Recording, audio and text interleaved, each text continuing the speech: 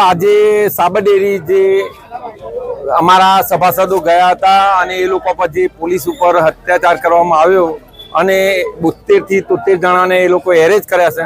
2-3 જણા અત્યારે દવાખાનામાં છે।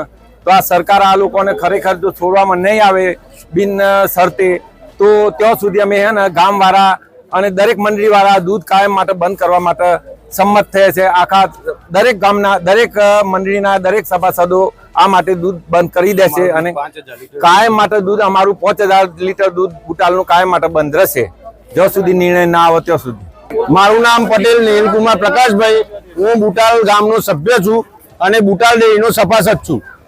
અમારી માગણી એવી છે કે ભાઈ સાબર ડેરીના જે ડિરેક્ટરો બેઠા છે એ અમારા ચૂંટેલા છે અને જો એ અમારી વાત ના સાંભળે તો અમારે કોને આગળ રજૂ કરવાની। દર સાલ 17 થી 18% જે નફો વેચતા હતા એ નફો આ સાલ ખાલી 9.36 વેચવામાં આવ્યો છે અને ગ્રાહકોની છેતરપિંડી કરવામાં આવી છે। તો મારું 500 લીટર દૂધ છે તો આજે મને કેટલું નુકસાન અને આ ભાઈને 5 લીટર દૂધ છે તો એને કેટલું નુકસાન?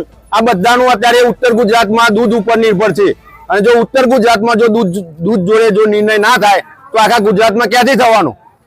એટલે અમારી એવી માગણી છે કે જ્યાં સુધી અમારા જો 72 જણા જે અત્યારે પોલીસ હિરાસતમાં છે એમને છૂટા નહીં કરવામાં આવે અને અમારો નફો જો ફરી અમને પૂરેપૂરો નહીં આપવામાં આવે ત્યાં સુધી અમે બુટાલ દૂધ મંડળીનું દૂધ અમે બુટાલના દરેક સભાસદો ભરવાના નથી અને અમે અનિશ્ચિત કાળ સુધી અમે દૂધ ભરવાના નથી।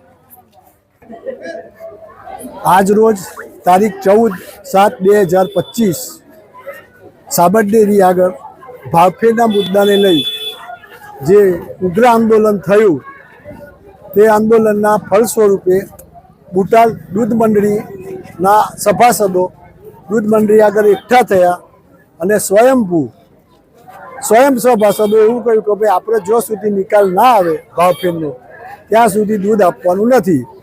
એટલે હું ચેરમેન તરીકે બુટાલ મંડળીના સભાસદોના સાથે છું।